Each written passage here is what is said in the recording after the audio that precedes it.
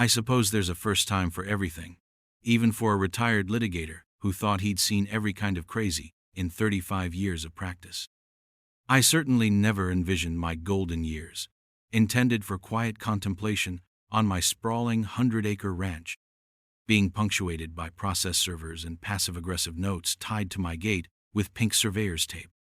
But then I met Brenda Mulch, president of the Whispering Pines Estates Homeowners Association, a woman who seemed to view her HOA presidency not as a civic duty, but as a feudal lordship over any land that happened to fall within her imperious gaze. Drop a comment below and let me know where you're watching from, because the tale of how Brenda tried to sue me for access to my private property, blissfully unaware she was picking a fight with someone who used to eat lawsuits for breakfast, is one for the books. You're going to want to hear this. My ranch, you see, is old Florida. It's been in my family for 3 generations, a slice of genuine wilderness, bordering a state preserve on one side and, unfortunately, the meticulously manicured, zero-lot line disaster of Whispering Pines Estates on another. Crucially, my 100 acres are not, nor have they ever been, part of Whispering Pines or any other HOA.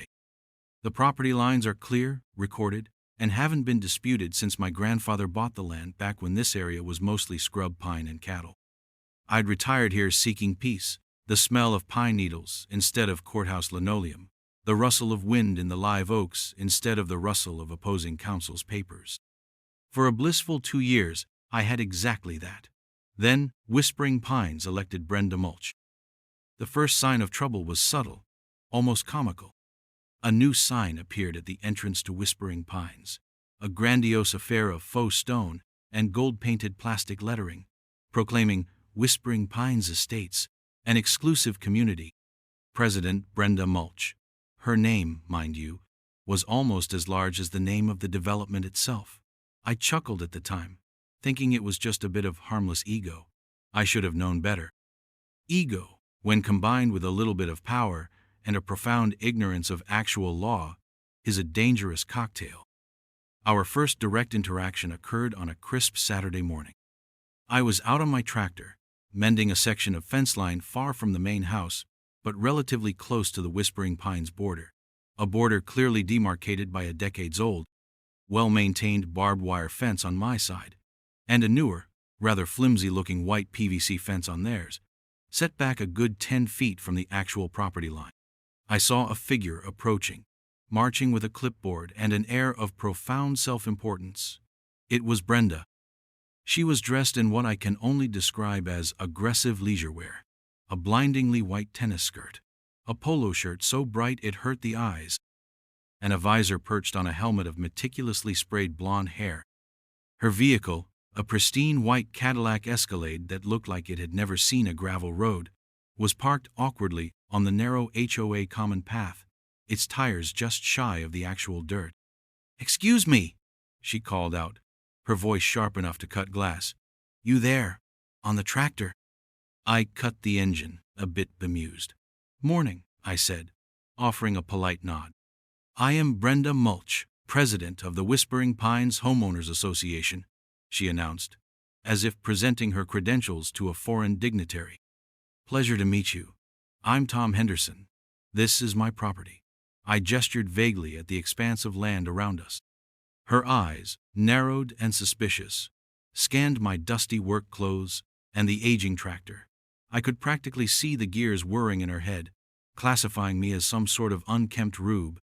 "Mr. Henderson," she began, tapping her clipboard with a perfectly manicured fingernail, "I need to inform you that the association will require access through this section of your land." She said land with a faint moo of distaste, as if it were a particularly unpleasant substance she'd found on her shoe. I raised an eyebrow. "Access? For what purpose exactly?" "We're planning an enhancement to our community's nature trail," she said, puffing up slightly. "It's to run along the boundary here, and we'll need to clear some of this undergrowth." She gestured vaguely towards a patch of perfectly healthy native saw palmetto on my side of my fence. "And of course, ensure the boundary markers are properly maintained according to HOA standards." I blinked slowly. "Miss Mulch, with all due respect, This is private property. It's not part of Whispering Pines. My boundary markers are perfectly fine, and I'm quite fond of my undergrowth. It's called nature." Her smile became a thin, brittle line. "Perhaps you misunderstand. The community has decided this is necessary for the beautification and utility of Whispering Pines. We have a right to ensure our adjoining properties don't negatively impact our values or aesthetics." This was a new one. "A right? I'm not aware of any such right, Miss Mulch. My deed certainly doesn't mention granting access to your HOA for trail construction or aesthetic enforcement. My property line is clearly marked by this fence, which, I'll remind you, is on my land. Your HOA's property ends about 10 feet that way." I pointed towards her pristine escalade. "The preliminary surveys conducted by our landscaping committee suggest an easement," she countered, her voice rising slightly in pitch. It was the sort of vague, important-sounding pronouncement people make when they're entirely out of their depth but determined to prevail through sheer force of will. "An easement?" I asked, my internal lawyer, sense beginning to tingle. "Could you perhaps provide me with a copy of this recorded easement? I'd be very interested to see it, as I review all my property documents annually, and I've never come across such a thing." I kept my tone mild, almost helpful. The best way to deal with a bully is often to let them trip over their own bluster. Brenda's eyes flickered. "It's being finalized. But the intent is clear. The HOA requires access." "Well," I said, swinging down from the tractor, "until such time as a legally binding document appears that grants your HOA rights over my sovereign land. And I assure you, such a document does not exist. I'm afraid access is denied. This is private property, and you're currently trespassing if you step beyond your own fence line, which, as I said, is a good 10 feet behind you." Her face flushed, a rather unattractive shade of puce. "This is an unacceptable impediment to community progress. You'll be hearing from our legal counsel." She snapped, clutching her clipboard to her chest like a shield. "I look forward to it," I said, with a calm smile that I knew would infuriate her. "Always a pleasure to discuss property law. Now, if you'll excuse me, I have fences to mend." I turned back to my tractor, leaving her sputtering. I heard her huff, then the sound of her retreating footsteps, a faint crunch of gravel as she undoubtedly got too close to the actual edge of her manicured path. A few moments later, the Escalade's engine roared to life, and it sped off, kicking up a small cloud of dust that settled, ironically, on her side of the line. I shook my head, a grim little smile playing on my lips. "Legal counsel," I muttered. "She has no idea."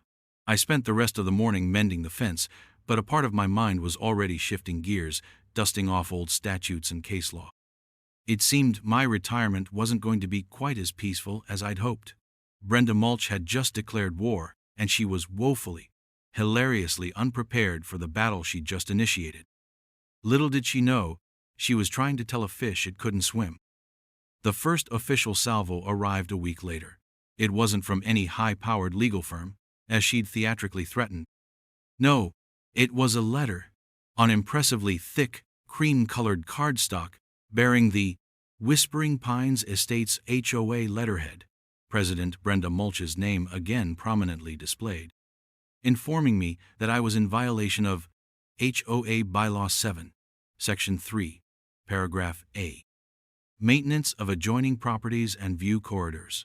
It demanded I immediately cease obstructing the historic view corridor, a corridor I was fairly certain she'd invented that morning over coffee, and grant access for the approved nature trail extension.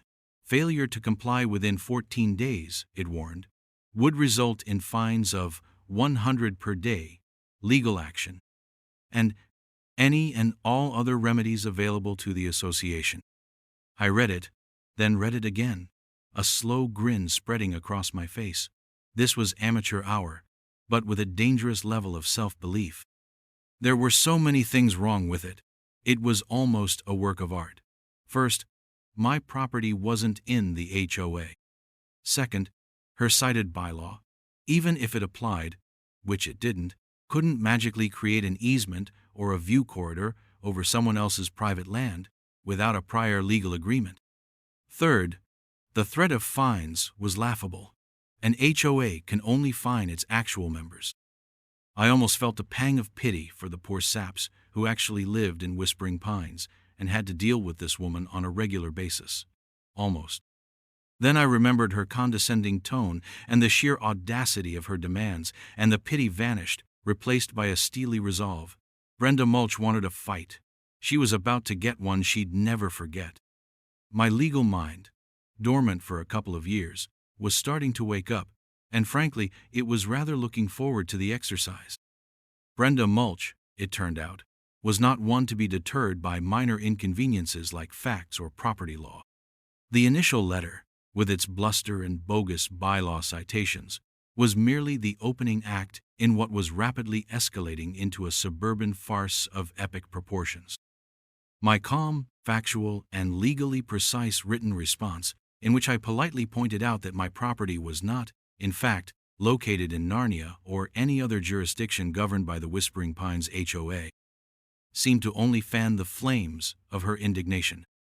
I even included a copy of my deed and the relevant county plat map, highlighted to show the unambiguous property boundaries, thinking a little visual aid might penetrate the fog of her entitlement. It did not. Instead, a second letter arrived, this one even more imperious. It accused me of unneighborly conduct and willful disregard for community standards. The daily fine had apparently been increased to $150, retroactively, of course.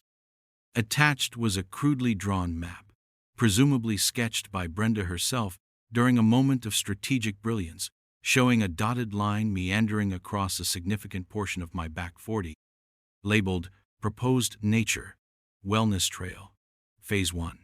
It was an artistic masterpiece of wishful thinking. The sheer audacity was breathtaking. She was, in essence, trying to annex my land with a crayon and a strongly worded letter. It was around this time I decided a more proactive approach was needed. Brenda was clearly operating under the delusion that she could bully her way to victory. My first step was to refamiliarize myself with the Whispering Pines Estate's covenants, conditions, restrictions, CCRs.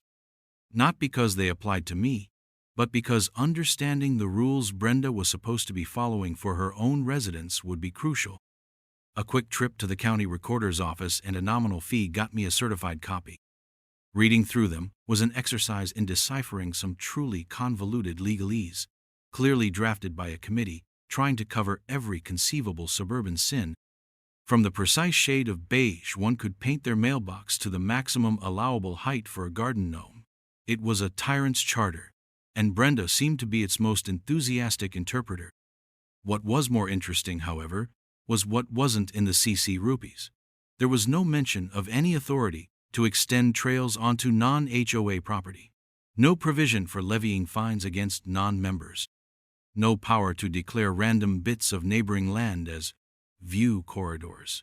In fact, the CCRs were quite specific about the HOA's geographical limitations. Brenda wasn't just overreaching, she was operating entirely outside her documented authority, even if I had been a member. My next step was a quiet walk around the perimeter of Whispering Pines, sticking to the public access roads, I observed. I noted the meticulously kept lawns, the identical mailboxes, the faint air of oppressive conformity. I also noticed a few residents giving me wary looks. One older gentleman, Mr. Henderson, no relation, ironically, was out tending his roses. He looked like a man who'd seen a few things. I introduced myself, explained I was his neighbor from the ranch side, and casually asked about the HOA. His eyes, initially guarded, softened a bit.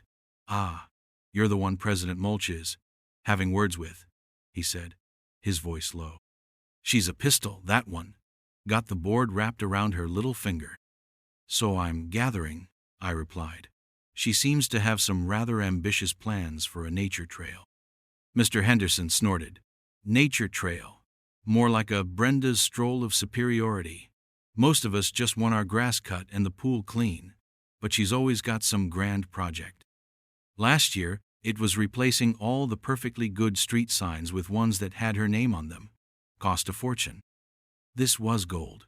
Does she often interpret the rules a bit broadly? I probed gently. He leaned in conspiratorially. Broadly? Son, she rewrites them in her head as she goes along. Half the folks here are scared to say boo to her. Get on her bad side, and suddenly your perfectly acceptable petunias are a blight on the community aesthetic and you're getting violation notices. Has she ever tried to claim access or authority over things clearly outside the HOA's purview before? He thought for a moment. Well, there was the incident with the county drainage ditch.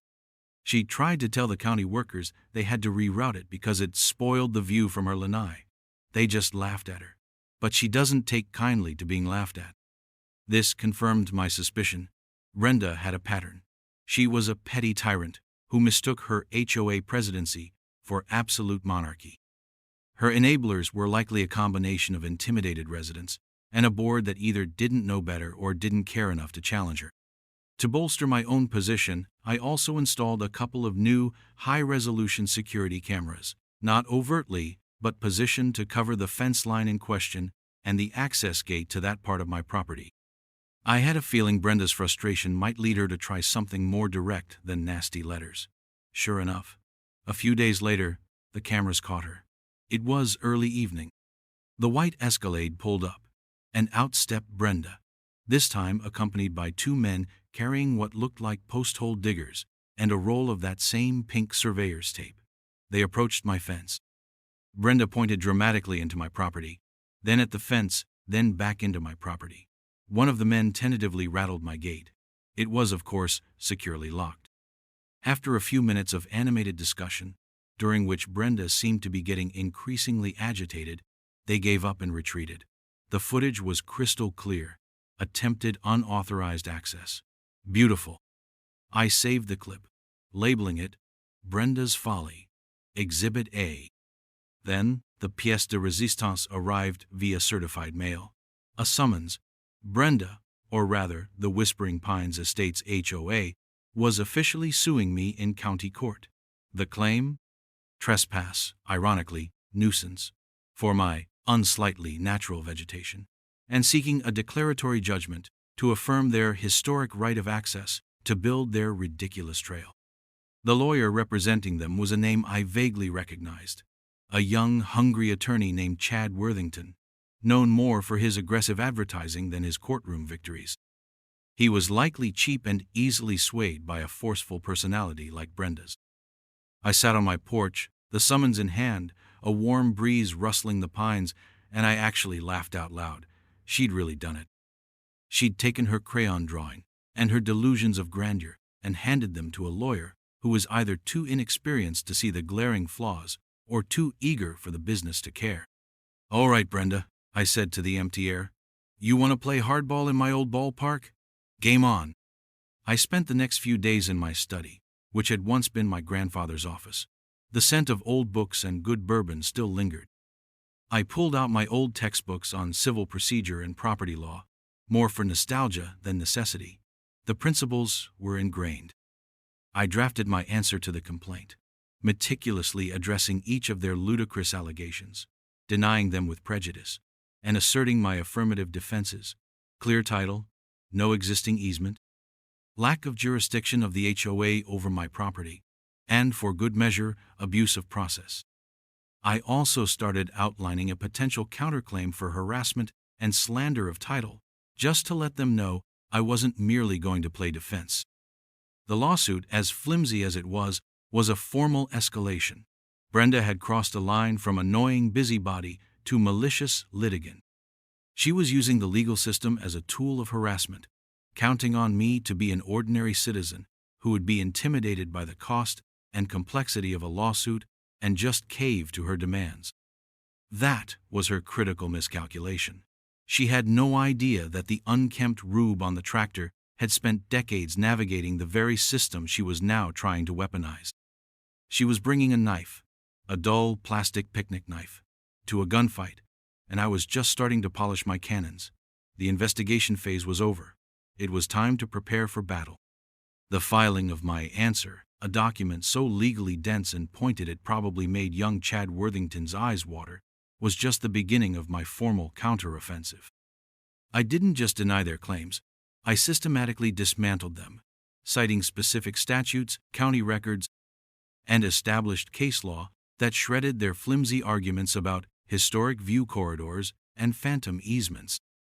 I also, quite deliberately, included a polite but firm paragraph stating my intention to seek sanctions against both the HOA and their counsel for filing a frivolous lawsuit if they persisted. That was a little shot across the bow, a professional courtesy to suggest they might want to reconsider before wasting more of the court's time and their members' money. Brenda, however, was clearly not the reconsidering type. The lawsuit lumbered on, driven by her unyielding conviction and, I suspected, Chad Worthington's mounting billable hours. Next came the discovery phase. They sent interrogatories, long lists of written questions, and requests for document production. Most of it was boilerplate, fishing for anything they could possibly twist to their advantage. My responses were prompt, thorough, and utterly unhelpful to their cause. I provided copies of my deed, my property survey, the actual one, not Brenda's crayon fantasy, and politely reiterated that, no, I did not have any documents pertaining to an easement for their imaginary nature trail, because no such easement existed. Their requests became increasingly absurd. One interrogatory actually asked me to state all reasons why you object to the beautification of the community. I responded, truthfully.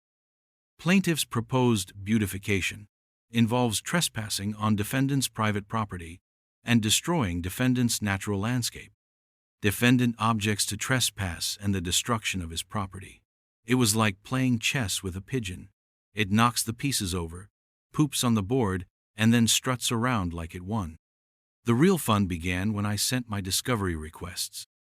I wanted everything, all HOA meeting minutes for the past 5 years, particularly any discussing the nature trail or me, all correspondence related to the dispute, financial records showing board approval for the legal expenses, any and all surveys or expert reports they claimed supported their easement theory, and, my personal favorite, a detailed list of all prior instances where the HOA had asserted rights over non-HOA property and the outcomes thereof.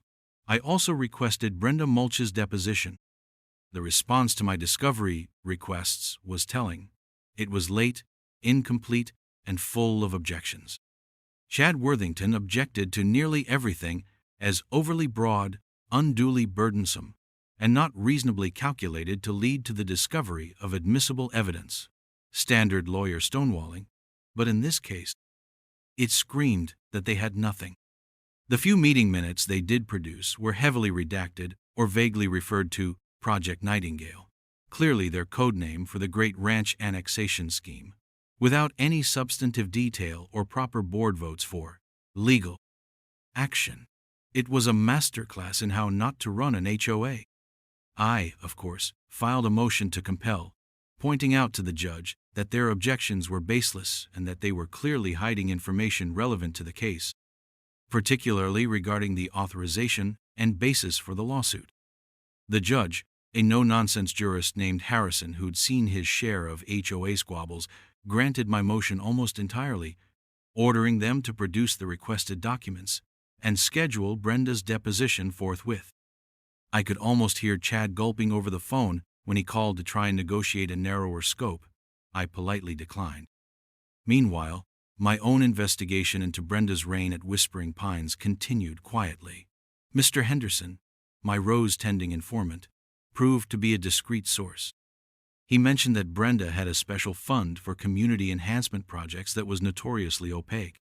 He also put me in touch with a former treasurer of the HOA, a mild-mannered accountant named Arthur Jenkins, who had resigned in disgust a year prior after clashing with Brenda over her cavalier attitude towards budgets and bylaws.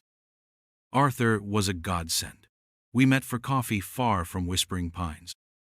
He was initially hesitant, but once I explained I was a retired attorney simply trying to protect my own property from Brenda's overreach, he opened up. Brenda runs that HOA like her personal fiefdom, he sighed, stirring his lukewarm latte. The board meetings are a joke. She presents her ideas as fate's accomplice, and anyone who questions her gets shouted down or accused of obstructing progress. The financials, well, let's just say her president's discretionary fund saw a lot of discretionary spending on things that primarily benefited Brenda. New landscaping around her unit, fact-finding trips to garden shows in neighboring states, that sort of thing. He couldn't provide specific documents. He hadn't taken any with him, but he gave me precise dates and agenda items to look for in the HOA records, areas where Brenda's spending or procedural corner-cutting would be most evident if I could get unredacted copies.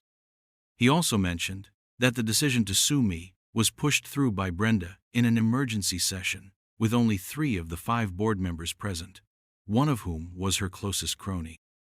A woman named Carol, who served as the HOA secretary, and seemed to exist solely to echo Brenda's pronouncements.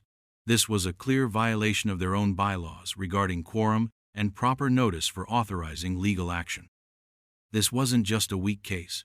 It was improperly initiated. This was the smoking gun I was looking for regarding the internal HOA process. Armed with this, I sharpened my questions for Brenda's deposition. This wasn't just about her bogus claim on my land anymore.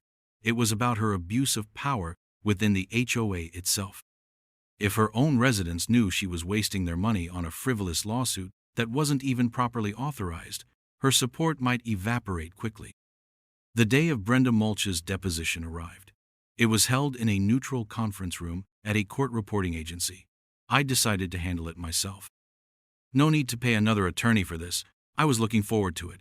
Brenda arrived with Chad Worthington, looking flustered but still radiating that aura of defiant self-importance. She was wearing a power suit that looked like it cost more than my first car, and clutched a designer handbag as if it contained state secrets. Chad looked nervous, constantly adjusting his tie. I began calmly, methodically, establishing the basics. Then I moved to the nature trail. Ms. Mulch, I asked, my voice even, can you please describe the exact legal basis upon which the HOA claims a right to build a trail on my private property? She launched into a rambling speech about community benefit, aesthetic harmony, and the overwhelming desire of the residents. That's very interesting, Ms. Mulch, I interrupted gently. But my question was about the legal basis. Do you have a deed, an easement, a court order, any legal document that grants the HOA this right? She looked at Chad, who mumbled something about prescriptive rights and implied easements. Mr. Worthington, I said, without taking my eyes off Brenda, perhaps you can provide the specific dates and evidence of continuous, uninterrupted, open, and notorious use of my property by the HOA for the statutory period required to establish a prescriptive easement in this state. Because my records, and indeed my family's unbroken ownership and possession for 70 years, show no such use. Chad paled slightly. Brenda jumped in. Our committee has done extensive research. The historical use is clear. Ah, the committee, I said. Could you provide the names of the committee members and copies of their research? She faltered. Well, it's an ad hoc committee, mostly myself and a few concerned residents. The trap was set. Her extensive research and historical use were fabrications. The more she talked, the deeper the hole she dug. I then moved on to the HOA meeting, where the lawsuit was supposedly authorized. Armed with Arthur Jenkins' information, I asked about the date, who was present, how the vote was recorded. Her answers became vague, contradictory. She insisted it was all above board. I knew it wasn't. The seeds of her downfall were being sown, watered by her own arrogance and my patient, relentless questioning. The meticulously gathered evidence, from the security footage of her attempted trespass to the testimony of disgruntled former board members, was all coming together. Brenda thought this was a simple land grab. She was about to find out it was a full-blown legal immolation, and she was the one holding the match. Brenda Mulch's deposition was, to put it mildly, a train wreck for her case. Under oath, her grand pronouncements about historic rights and community mandates shriveled into vague recollections and unsupported assertions. When pressed for specifics, dates, documents, names of witnesses to this supposed historic use of my land, she'd deflect, look to Chad Worthington for rescue, he usually offered none of substance, or launch into a tirade about my uncooperative attitude. It was clear to anyone with a modicum of legal sense that her entire claim was built on a foundation of hot air and wishful thinking. The court reporter, a seasoned professional, occasionally raised an eyebrow at some of Brenda's more outlandish statements, a subtle but telling sign. The real fireworks started when I questioned her about the HOA's internal authorization for the lawsuit. Armed with Arthur Jenkins' intel, I zeroed in on the emergency meeting. "Ms. Mulch," I began, my tone deceptively mild. "The HOA's bylaws, specifically Article 5, Section 2, require a quorum of at least 3/5 of the board, which is 3 members, for any binding vote. And Article 5, Section 4, requires 7 days written notice to all board members for any meeting authorizing legal expenditure exceeding $5,000. Is that your understanding?" Chad Worthington started to object. Objection. Relevance. Counsel is inquiring into internal HOA governance, which is not pertinent to the claims against his client. "Overruled in my mind, counsel, but noted for the record," I said, a dry smile touching my lips. "Ms. Mulch, your answer, please. Are you familiar with those provisions of your own governing documents?" Brenda bristled. "I am perfectly familiar with our bylaws, Mr. Henderson. We always follow procedure." "Excellent. Then perhaps you can explain the meeting held on or about April 17th of this year, where the decision to sue me was purportedly made. Who was present at that meeting, Ms. Mulch?" She hesitated. "Myself, of course. And Carol Withers, the secretary. And I believe Bob Jenkins was there." Bob Jenkins was known to be another of Brenda's staunchest allies on the board. "Are you certain Bob Jenkins was present? Because my information suggests only yourself and Ms. Withers were physically present, and that you perhaps had Mr. Jenkins on a crackly cell phone connection for a portion of it, while he was, in fact, on a cruise in the Caribbean." Brenda's face went white, then a mottled red. Chad was scribbling furiously on his legal pad. That's an outrageous allegation. Bob was fully involved." "So he was present, in person, for the entire meeting and the vote?" I pressed. He participated," she stammered. "And was proper written notice of this meeting, specifically stating its purpose to authorize significant legal expenditure for a lawsuit against a non-member, provided to all 5 board members, including Mr. Armitage and Ms. Albright, at least 7 days in advance, as per your bylaws?" Mr. Armitage and Ms. Albright were the 2 board members known to occasionally question Brenda's edicts. Silence. Brenda stared at her perfectly manicured nails. Chad cleared his throat. "We contend that all necessary procedures were substantially complied with under the emergency provisions." "Ah, the emergency provisions," I mused. "What, precisely, was the emergency that necessitated circumventing your own rules to sue a private landowner for access to a non-existent trail, Ms. Mulch? Was my peacefully existing vegetation about to spontaneously combust and threaten Whispering Pines?" Her composure finally snapped. "This is harassment. You are twisting things. We have a right to protect our community values and our property values. You're just an obstructionist old hermit trying to stop progress." Her voice rose to a near shriek. "Miss Mulch," I said calmly, "the only thing I am obstructing is your illegal attempt to seize my private property. And the only thing being harassed here is the truth, which seems to be having a very hard time emerging from your testimony." Chad quickly called for a break. As they huddled in the hallway, their voices were hushed but agitated. When they returned, Brenda was sullen and mostly monosyllabic. The deposition concluded shortly thereafter. I had everything I needed. Her testimony was a gift, riddled with inconsistencies, admissions of procedural irregularities, and a clear demonstration of her animus towards me. With the deposition transcript in hand, alongside the eventually produced, heavily redacted but still damning, HOA documents, and my own meticulous evidence, including the security footage of Brenda and her crew attempting to breach my gate, I prepared a motion for summary judgment. This is a legal maneuver arguing that there are no genuine disputes of material fact and that, based on the undisputed facts and the applicable law, the moving party is entitled to judgment as a matter of law. In plain English, their case was so utterly devoid of merit that it didn't even need to go to a full trial. My motion was a hefty document. I laid out, with surgical precision, why each of their claims failed. Trespass? They were the ones attempting it. Nuisance?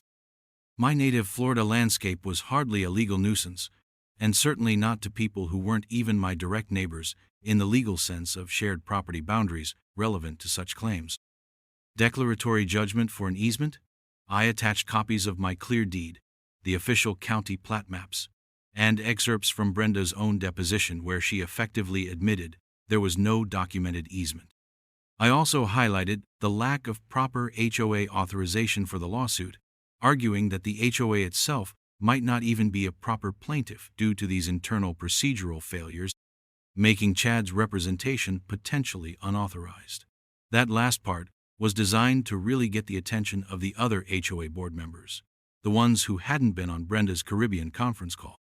I also, very pointedly, attached an affidavit from Arthur Jenkins, the former treasurer, outlining the standard HOA procedures and Brenda's history of circumventing them. And, for good measure, I included a bill of costs I was incurring and a renewed, much sterner warning about seeking sanctions under the state's frivolous litigation statute, this time specifying that I would seek them against Brenda Mulch personally, as well as the HOA and its counsel. The HOA's response to my motion was weak, mostly reasserting their previous flimsy arguments and attacking Arthur Jenkins' credibility. Chad Worthington looked increasingly like a man who regretted taking the case. The hearing on the motion was scheduled before Judge Harrison. The courtroom was quiet when our case was called. Brenda was there, naturally, dressed in another expensive but severe suit, her jaw set defiantly. 2 other HOA board members were present, Mr. Armitage and Ms. Albright, the ones who'd been excluded from the emergency vote. They looked nervous and deeply uncomfortable, pointedly not sitting near Brenda. This was a significant development. It seemed my motion, and the prospect of the HOA, and potentially them, as board members, being on the hook for my legal fees, had finally gotten their attention. I presented my arguments calmly and factually, walking Judge Harrison through the undisputed evidence. I showed the plat maps. I read key admissions from Brenda's deposition. I highlighted the lack of any credible evidence supporting their claims. Your Honor, I concluded, this is not a legitimate legal dispute. This is an abuse of the legal process, fueled by the personal vendetta of an HOA president who believes her power extends beyond the boundaries of her own subdivision and the constraints of the law. My client simply wants to be left alone to enjoy his private property in peace. I used my client a few times, just for effect. Though I was representing myself pro se, it added a layer of formality. When Chad Worthington rose to respond, he seemed deflated. He rehashed his arguments about implied rights and community needs, but his heart clearly wasn't in it. Judge Harrison listened patiently, occasionally asking a pointed question that Chad struggled to answer effectively. Mr.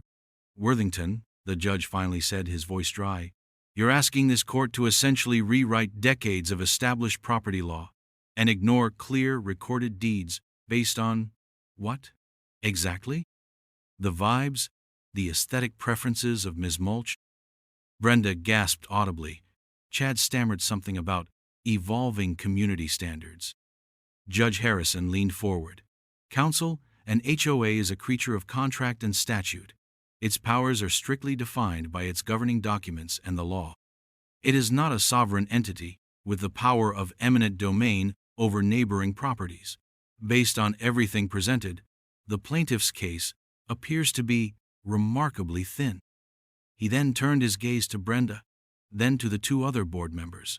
I trust the Whispering Pines HOA board is fully aware of Florida Statute 57.105 regarding sanctions for frivolous litigation and the potential for personal liability for officers who authorize such actions without a reasonable basis in fact or law. Mr. Armitage and Ms. Albright exchanged a panicked glance. Brenda looked like she'd swallowed a wasp. The carefully constructed facade of her authority was crumbling before her eyes. In a public courtroom, the checkmate was approaching. Judge Harrison did not rule from the bench that day, taking the matter under advisement, but the writing was clearly on the wall. As we left the courtroom, Mr. Armitage and Miss Albright hurried over to me, leaving Brenda standing alone, looking utterly aghast. "Mr. Henderson, Mr. Armitage began, his voice strained. We were not fully aware of the details of this situation. Ms. Mulch assured us the legal position was sound." "Gentlemen, Miss Albright," I said, my tone neutral, "your HOA's legal position, or lack thereof, is a matter for your board to discuss with your counsel, and perhaps with your membership, who are funding this adventure." They looked even more uncomfortable. The tide was turning, not just in the courtroom, but within the Whispering Pines HOA itself. Brenda's meltdown was not just personal, it was institutional, and it was glorious to watch, not out of malice, but out of a deep satisfaction that reason and law were finally prevailing over arrogance and abuse. Her pristine white Escalade was about to hit a very large, very real pothole. The judge's written order arrived about a week after the hearing. It was a masterpiece of judicial understatement and legal precision. Summary judgment granted in my favor on all counts. The HOA's lawsuit was dismissed with prejudice, meaning they couldn't simply refile it. Judge Harrison's opinion was scathing in its analysis of their claims, noting the complete lack of credible evidence for any easement, the misapplication of nuisance law, and the clear overreach of the HOA's authority. He even included a pointed footnote referencing my request for sanctions, stating that he would retain jurisdiction to hear such a motion should I choose to file one. It was a total, unequivocal victory. I read the order on my porch, a celebratory glass of aged whiskey in hand, the setting sun painting the pine trees in hues of gold and amber. The peace I'd sought in retirement finally felt secure. Brenda Mulch's ridiculous crusade was over. The fallout in Whispering Pines was, from what I heard, immediate and dramatic. Mr. Armitage and Miss Albright, armed with the judge's order and a sudden surge of fiscal responsibility, now that their personal assets were potentially on the line for sanctions, called an emergency HOA board meeting, a properly noticed one this time. According to Mr. www.Ari Henderson, my rose-tending informant, who was now practically a neighborhood hero for his quiet assistance, the meeting was standing room only, filled with angry and bewildered residents who had finally woken up to Brenda's mismanagement. When confronted with the comprehensive failure of the lawsuit and the looming threat of my sanctions motion, which I made sure Chad Worthington was formally aware I was preparing, Brenda apparently had a spectacular public meltdown. There was shouting, accusations, tears, the full theatrical performance. But this time, her audience was not swayed. The board voted, then and there, to remove her as president. Carol, her loyal secretary, resigned in solidarity, or perhaps self-preservation. Chad Worthington, I later heard, was quietly dismissed as HOA counsel, his reputation somewhat singed. The new interim HOA board, led by a relieved Mr. Armitage, immediately reached out to me. Not to contest anything, but to offer a formal, written apology on behalf of Whispering Pines Estates for the entire debacle. They also wanted to discuss settling the matter of my legal costs to avoid the sanctions hearing. I was, shall we say, in a strong negotiating position. I wasn't interested in bankrupting the HOA. The residents were victims too, in a way. But I was certainly interested in being made whole for my time, my expenses, minimal as they were, since I did most of the heavy lifting myself, but I valued my retired time, and a little extra for the sheer aggravation. We quickly reached a settlement that covered my costs and included a modest donation to the local County Parks Foundation, a suggestion of mine as a constructive way to channel their community beautification impulses. They also agreed to formally record a document explicitly stating no HOA claim or easement of any kind existed over my property, just to put a final nail in that coffin for any future ambitious HOA presidents. Brenda Mulch, stripped of her title and her power, became something of a pariah in Whispering Pines.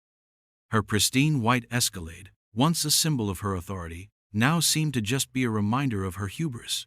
There were whispers she was considering selling her unit. The proposed Nature Wellness Trail, Phase 1, signs which had briefly, arrogantly appeared along her preferred route, nowhere near my land but on HOA common areas, were quietly taken down. The reign of terror was over. For me, life returned to its peaceful rhythm. The fences remained unbreached, the native palmettos flourished, and the only sounds were the wind in the trees and the calls of the birds. My legal skills, once a source of income and professional pride, had proven unexpectedly useful in defending my sanctuary. It was a potent reminder that while you can retire from a profession, the skills and mindset often remain, ready to be deployed when necessary. The broader impact was a more informed and engaged HOA membership in Whispering Pines. They implemented new rules for transparency and fiscal accountability. Mr. Armitage, a sensible retired engineer, was officially elected president, and the focus shifted from grandiose, ill-conceived projects to actual community maintenance and sensible governance. Even Mr. Henderson's roses seemed to bloom brighter. Sometimes, when I'm out on the tractor near that far fence line, I almost expect to see Brenda marching towards me with her clipboard. But the path remains empty, the only movement the deer stepping cautiously from the tree line. The battle was won, not with aggression, but with patience, meticulous preparation, and an unshakable understanding of the law. Brenda Mulch learned a hard lesson. Never underestimate the quiet old man on the tractor. He might just be a retired attorney with a very sharp mind and all the time in the world to prove you wrong. So, what do you think? Have any of you ever had to deal with an HOA president who thought they ruled a kingdom instead of a subdivision? Drop your stories in the comments below. I'd love to read them. And if you enjoyed this little tale of suburban justice, make sure to like, subscribe, and hit that notification bell, because you never know when another crazy story might unfold. Thanks for watching.